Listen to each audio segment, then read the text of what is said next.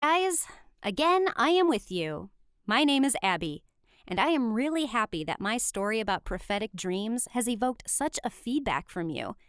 In response to your numerous requests, I decided to continue my story and present the second part. A link to the first part will be in the description below this video. But before starting my story, I wanted to say thank you for your advice. For a long time, I've been carefully reading all the comments and made one decision for myself. Actually, I decided to tell my classmates about everything, especially since I have nothing to lose anyway. After all, I won't have to continue studying with them for another year. By the way, for some time I could not understand if, according to my dream, only my classmates or all my schoolmates were going to be poisoned. This is actually a very important detail because there is a huge difference between being embarrassed in front of the class and the whole school. All in all, I managed to remember that in my dream, there were just my classmates. How is that possible? In our school, it's easy because it has a very small dining room and only 10 classes, and each of them is eating at a certain time, separately from the other classes. So, poisoning of individual classes cannot be ruled out.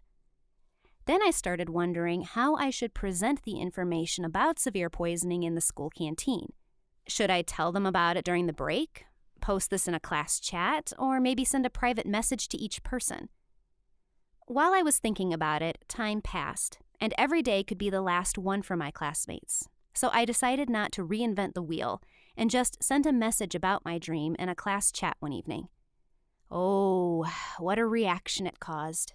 My classmates started bullying me with renewed vigor, and my message literally made everyone explode. The witch decided to poison us.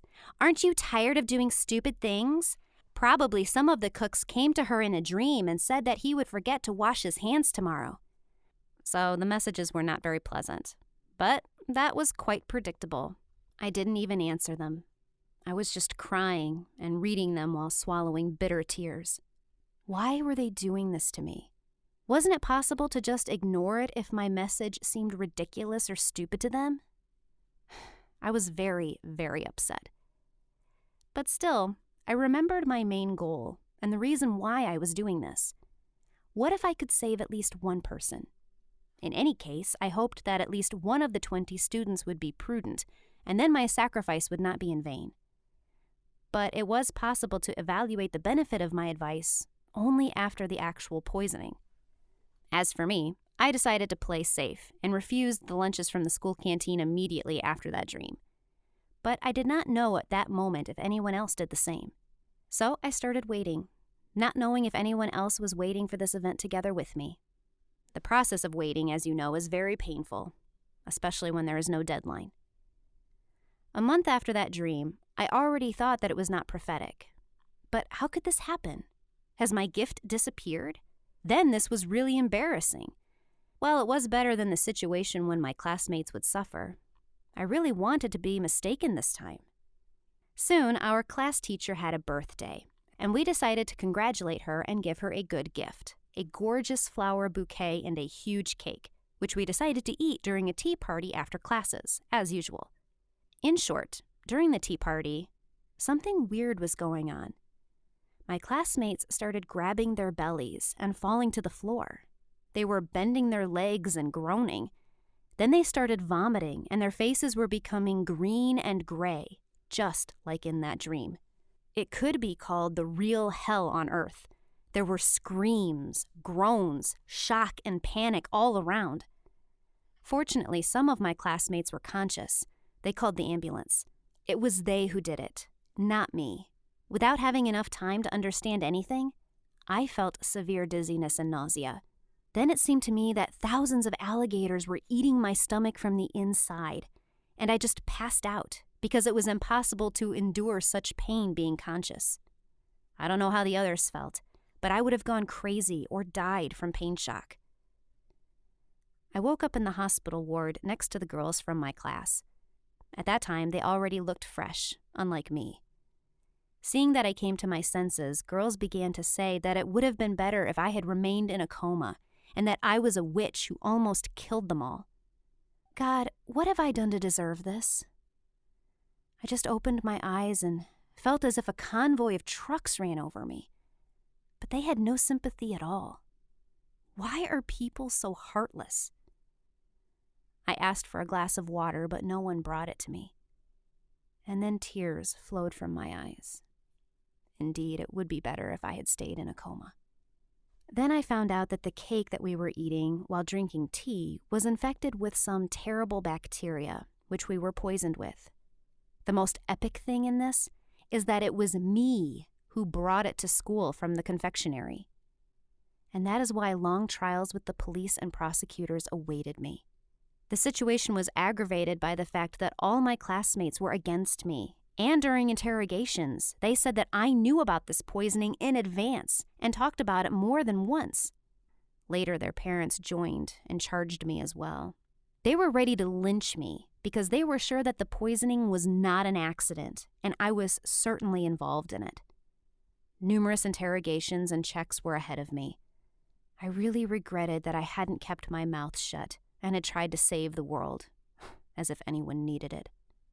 Well, even if someone had listened to me, what benefits would it have brought if I could not even save myself from poisoning? It turns out that I am a real worthless yapper who is of no help. As a result, the investigators still figured out everything and justified me. But this cost me a lot of nerves. It scares me when I think of what I had to live through at that time. After that, I still had to figure out who was to blame for the mass poisoning of our class. Of course, the police and prosecutors began to look for the cause in the bakery, and that was quite logical. Like a bolt from the blue, there appeared the news that the bacteria with which we had been poisoned with were completely new to science, and no one had seen them before. It meant that doctors and scientists could not explain what processes were going on in our bodies and what consequences awaited us. It was necessary to understand that this was all coming as soon as possible in order to deal with the bacteria and assess the danger to those who were poisoned on that day. We were extremely surprised to learn that an ordinary baker turned out to be guilty of everything. In fact, long before we ordered our cake, he became interested in microbiology and started conducting some experiments, hoping to create a bacterium that would destroy plastic. In this way, he wanted to solve the global environmental problem and get a substantial fee. At some point, his experiments got out of control, and a small explosion occurred in his home mini laboratory. Some bacteria escaped and turned out to be completely uncontrolled. Of course, the baker decided to hide this fact from the sanitary service, so as not to be punished. He hoped that the bacteria would just not survive in the environment, and that he would get away with it. After arresting the baker, the scientists began to study his works and were able to choose a treatment for us in order to avoid the consequences, which could be very, very drastic for the human body. These bacteria could easily gobble up our brains in 3 to 5 years, confusing them with plastic. By the way, you probably have a logical question. How did that cake end up being infected? Everything is very simple. The baker brought the bacteria to work on his body and on his clothes. When he was cooking our cake, some of them fell into cream or dough, and then we were poisoned. In the process of searching the bakery, a bunch of these bacteria were found there, but fortunately, no one has been poisoned except us. However, the sanitary services say that there is a 99% probability that living organisms got outside the baker's house and the bakery itself, so the number of infected people can soon reach hundreds and thousands. I guess everything will get much worse because recently I had a dream that our entire city is affected with the epidemic, and on every TV they were showing information about these bacteria that eat the brains of people. The city will empty and everyone will be hiding in their homes. Sanitary services will try to save us. They will clean the streets day and night. But I don't know if this will be effective. The baker was arrested. Now he is under investigation, and special services are working with him. First of all, they are trying to understand where he got so much information on microbiology. Apparently, in order to destroy the entire population of the planet, you do not need to have any special knowledge, and any baker can invent a bacterium capable of killing people. Well, in any case, the school year has come to an end, and the most important thing for me is that I will no longer have to see my classmates. I will forget them and everything that happened, like a nightmare. Although, my dreams show something else to me. They warn me that I will have to stay here for some more time. Thanks for watching my story till the end. Do you think that a talented baker is a kind hero who tried to save the planet, but something went wrong? Or a criminal and a villain? Share your answers in the comments. Click the thumbs up button under this video, and be sure to subscribe to our channel.